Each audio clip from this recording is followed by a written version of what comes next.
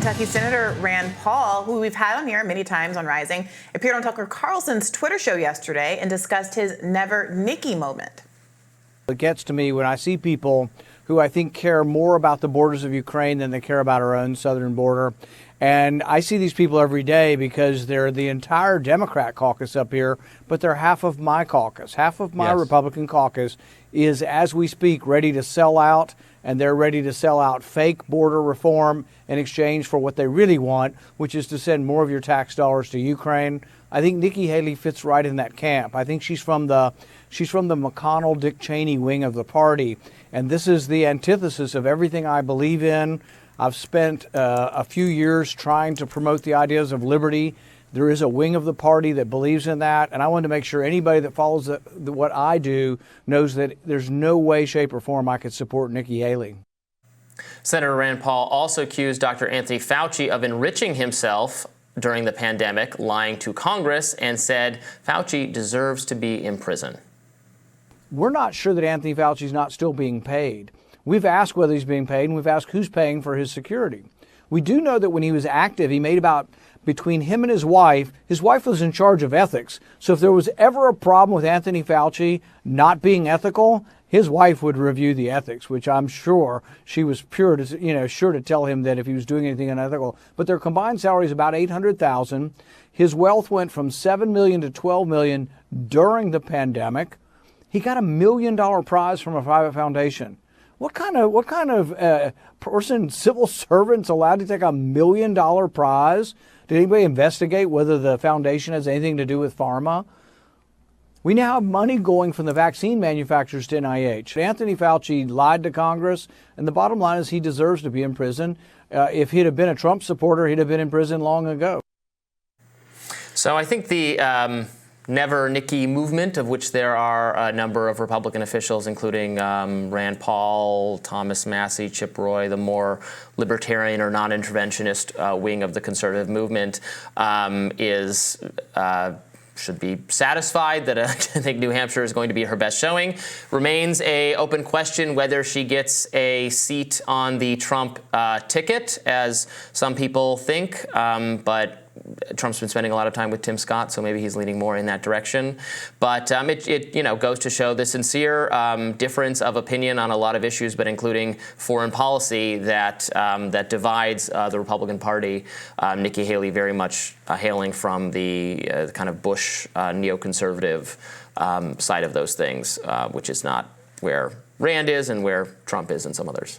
What does it mean to have a Never Nikki movement that is focused on Nikki Haley's desire to continue to spend money abroad, that ignores the overwhelming consistency between Donald Trump, Nikki Haley, and the rest of the bipartisan blob when it comes to funding Israel at much higher levels historically and throughout this time period than the U.S. has funded to Ukraine? I mean, I don't know that characterizes some of these Never Nikki folks. I obviously can't speak for Rand Paul. I think he has criticized U.S. Iron Dome funding in the past. Thomas Massie was the only Republican in the House to join with. But Donald Trump is the alternative to Nikki, right? Yes. To Nikki Haley. So Donald Trump never put a finger on Israel funding, has said he is a very close supporter of Israel, supported the movement of the embassy to Jerusalem, all of those things, and has, I think, notably not been as vocal about this particular issue because I think he understands there's hypocrisy here and that it's a third rail. But at the end of the day, has shown no indication that he would depart from his own record of when he was president or the record of Nikki Haley or anybody else in the Republican Party, in the establishment Republican Party. I saw this tweet from Tulsi Gabbard a couple of days ago. She tweeted, "Nikki Haley is no different from Liz Cheney and Hillary Clinton, women who have never served in the military and feel the need to prove how tough they are by always advocating for more war. To the voters of New Hampshire, please know that a vote for Haley is a vote for endless and bigger wars." Again, it does seem like this is an argument that lands when we're talking about Ukraine, where all of these people have been consistent, but they've been widely inconsistent when it comes to their perspective on what's going on in Israel. Well, again, all of these people have been inconsistent. I'm not sure that's true of Rand Paul and some of these other figures. I certainly wish Donald Trump would be. Let me finish. I certainly think and wish Donald Trump would also would extend his non-interventionist sentiments to other countries, including Israel. Donald Trump has been willing to criticize Netanyahu. That was actually his gut reaction to October 7th, was to say this is a massive intelligence failure that Netanyahu deserves blame for. I think it's hard to predict how he would have handled what Israel is doing right now if Donald Trump were president. And frankly, I would love to hear more from him on the subject. I wish he would participate in the debates and field questions about that, and that would perhaps present more of a contrast with Nikki Haley, or we'd find out he's exactly on board with her or exactly on board with Joe Biden. I don't know. I think I would like to hear more from him on the subject. I think he's somewhat of a wild card. The point I'm making is not about them individually, but to have a never Haley movement, a never Nikki movement that says we cannot have her and the alternative is Donald Trump, while not also having a never Trump movement. Rand Paul could easily be advocating for never Trump and in favor of a libertarian candidate that actually was consistent about these two wars in these two regions of the world. But this is being framed very much as an effort to stop Nikki Haley as the kind of repository for all centrist, conservative political interest in this moment in favor of Donald Trump. And I'm just curious how that works, given that their views when it comes to foreign policy are widely consistent with respect to Israel. Not Ukraine, but with respect to Israel. And how we can have the selective blindness when it's the most high-profile conflict that's happening right now in the United States. Donald Trump is more... you don't have to agree with him, or you can think that other aspects of him make him the worst choice, but on foreign policy, while very far still from what I as a libertarian would think is the ideal American foreign policy, he is better than Nikki Haley. Maybe he's inconsistent, and I think as president he didn't always follow through on some of the non-interventionist commitments he articulated, but Nikki Haley is across the board. I mean, you'd rather have someone who is weakly or inconsistently committed to intervention than someone who is actually committed to it as a matter of ideological principle, as Nikki Haley is. So I don't find it that weird. All right. As for the Fauci stuff, obviously Rand Paul has been sounding that alarm for a long time. The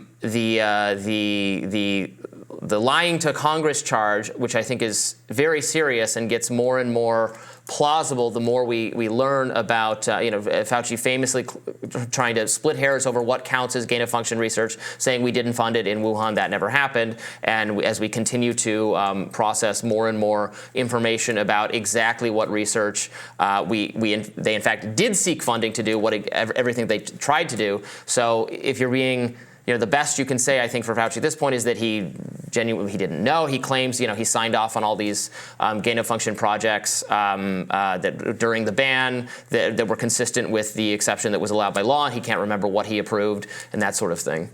I wonder if they're going to get him. I mean, I don't know. I sit here. I just don't have. I think all these people have made their views really clear that they want him to go to jail. Either they can find some charge that actually sticks, that is that he broke the law, and they can get him prosecuted or not. So lots of disappointment in Dr. Fauci. Seems the resentments haven't gone anywhere.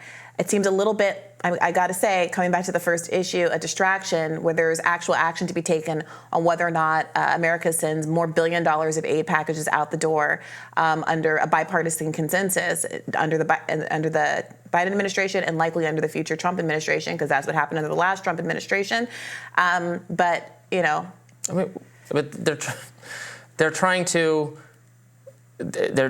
get Trump instead of Haley, which I think is likely to happen by default, but in part because there's a greater chance of having less of the things you say you oppose versus Nikki Haley. Right, but you can't frame it as this guy is an anti-interventionist. He's good on anti-intervention, unlike Nikki Haley, when he has a colossal blot on his record, as he's not anti-interventionist, he just doesn't like the war in Ukraine.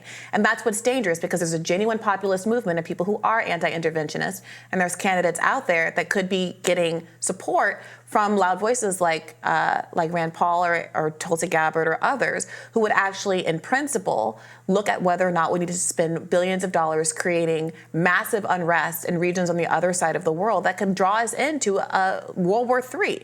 That is a legitimate concern, and I have concerns about it being co-opted by people who want to use it for political ends to elect a president who is going to continue along that very same trend. That's my only point. We can agree to disagree.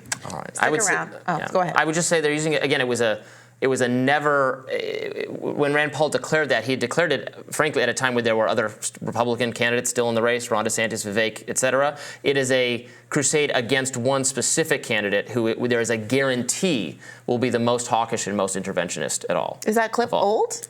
Is the clip that we played where he's talking about this Never Nikki movement old? Or is it Well, he was just interviewed by Tucker about it yesterday. Okay. But when he said he made a negative endorsement of Nikki Haley. It was not an endorsement of anyone else specifically. It was a Haley is bad for these reasons because she's consistently bad on the foreign policy question. In the absence of a never Trump because he's consistently bad on sending money to Israel, it's not forthcoming.